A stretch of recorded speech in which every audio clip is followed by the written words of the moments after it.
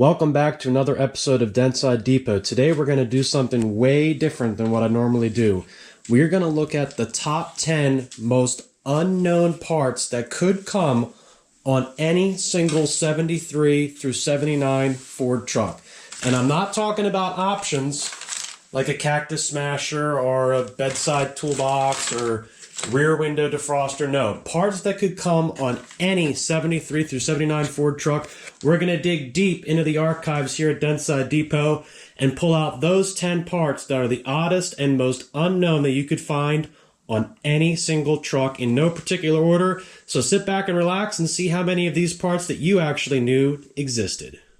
Okay, so again, we're not doing these in any particular order, and these are just simply the oddest parts that you could find on any single truck. And we're going to kick it off here with a bang with one that I can pretty much guarantee you had no idea existed, and that was the 78-79 Fender support brace. Why some of these trucks got this, I have no idea, but they would bolt to the fender right here at the bottom, and then there would be a secondary bracket that would support it in right here. Now, I believe that the trucks that were government issue or like Park Ranger in Canada or whatever it may be, maybe those trucks were the ones that got this, but a very low percentage of the trucks got this support brace bar. We have no idea why. If you know, definitely leave a comment down below, but that is definitely one of the oddest parts you could find in potentially any 70s Ford truck. So let's move on to the next one. Next up, we have a very odd part that would only come on a truck that had the weird towing bumper that was circular in the middle. This truck had it. I took it off and put the style side bumper on the rear, but this bracket is a Ford part, as you can see, and it would bolt to the back of the bed and have a light, and this would come factory on the truck. So let's take a look at where this goes, because you can see this truck had it. Sorry, it's a little rainy today. It would bolt up in there with 2 bolts, and then your license plate would hang out the back underneath where you could see it. A strange part indeed. The next one is also very strange. It is this flat metal bar, and you can see the Ford part number is on there. I'm not making this up.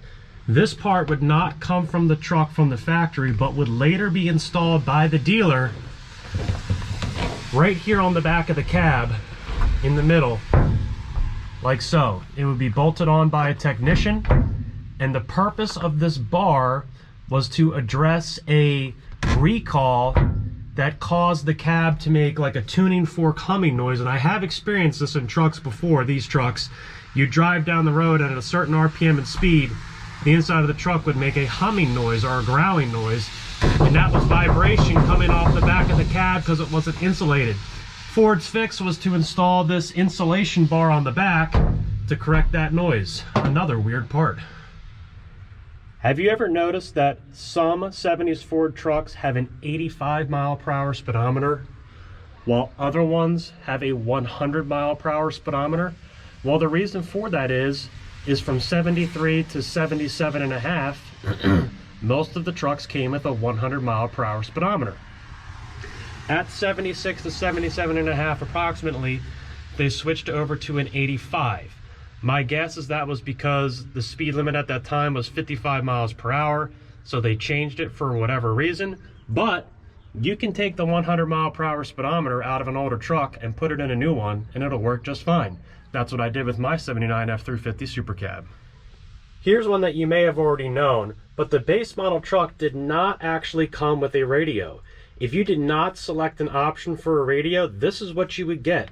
The trim would be blocked out with a full piece of plastic that would say Ford in the middle, and there would not be any radio in the truck. The cab sides would not be drilled for speaker holes, and this plastic trim would be filled in. Now, if you did order a radio, there's a chance that you got something that was also really weird, and while this is technically an option, I figured I'd go over it. And it's the crazy AM digital clock radio from the future. It was pretty awesome. You got an AM radio that was useless, but then you got a little digital clock. Pretty neat. If you have a truck that came from the factory with a manual transmission, there would be 2 major wiring differences with that truck compared to an automatic. The first would be a neutral safety switch lockout jumper harness that you would find right here within the main wiring harness. The second is a plug that confuses many people that have an automatic transmission, typically found up here on the driver's apron. There's a little reverse lockout switch that would go to the transmission, so when you put it in reverse, it would put the reverse lights on. On an automatic transmission truck, this plug would be empty, and a lot of people would always think, why is this not plugged in anything? Well, that's because it's for a manual truck only, and all the harnesses were the same. For our next option, I have my lovely assistant Steve back with me today, and we are going to be talking about the transfer case lock switch. Did I say that correctly? I think so. Yeah, all right, so let's check this thing out here and tell us what it's all about. Okay, basically on your NP203 transfer cases, they were full-time four-wheel drive, so you basically just pulled them in and out with a shifter. So what they do is they had an indicator that would tell you whether it was in four-wheel drive or not.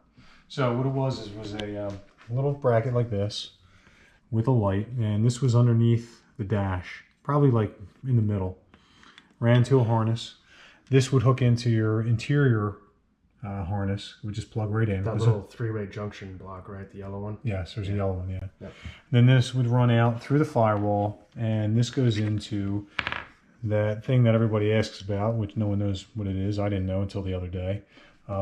This goes right down to your main harness, which this goes onto the transfer case. And what that does is when it grounds it, when you shift it, it grounds it. And when it grounds it, it completes the circuit and it puts the light on right here.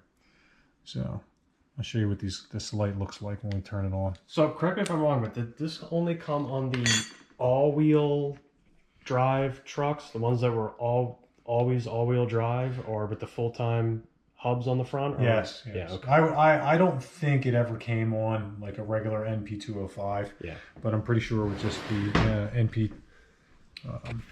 The NP was it 203? Yeah. So check this out. This is so cool.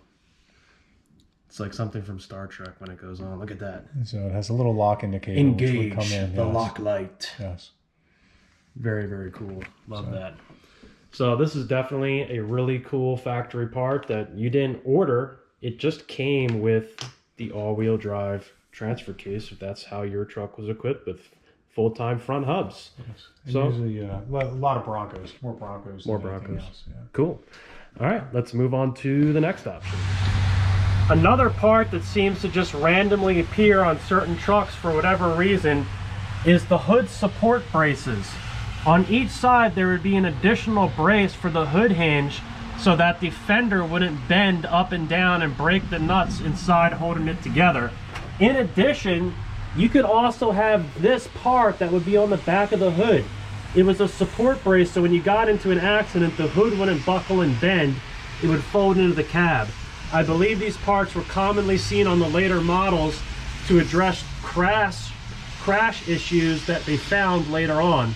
But regardless, you would find this on a truck and it would not even be an option that you would select. Most people are aware of the metal tag or the warranty tag that you could find on your door. But what you probably didn't know is that there can be special circumstances. First of all, this truck has been altered by another manufacturing company. That can happen in some instances for some trucks, which makes it a little bit unique. In addition, most trucks like this one have a 2-digit DSO code. This one was modified from New Jersey to Pennsylvania, which makes it a little odd. In other trucks, you can see a 6-digit DSO code as found on this truck right here. 6 digits, indicating that it was a special paint and tire or underpaint or tire order. You could also see that as a government order if it was a government truck. That is definitely an oddity that could also end up being an overseas delivery. And lastly, if you're extremely fortunate, in your glove box, somewhere in your original paperwork, you might find this particular part that actually came from the dealer. And it was the original owner warranty identification card information. It would have the original owner's name, address, and everything filled out, and it would have a copy of the original warranty tag. These were originally found in trucks from the dealer, but Kevin Marty also reproduces them, like this one I got for one of my trucks. I hope you enjoyed this episode of Dentside Depot. If you like hearing about rare parts found on 70s Ford trucks, like the original air horn, Definitely click on the links below to see other videos that I have and follow along with my shorts where I go over various different parts that you don't typically see. Remember to like and subscribe, and we'll see you in the next episode.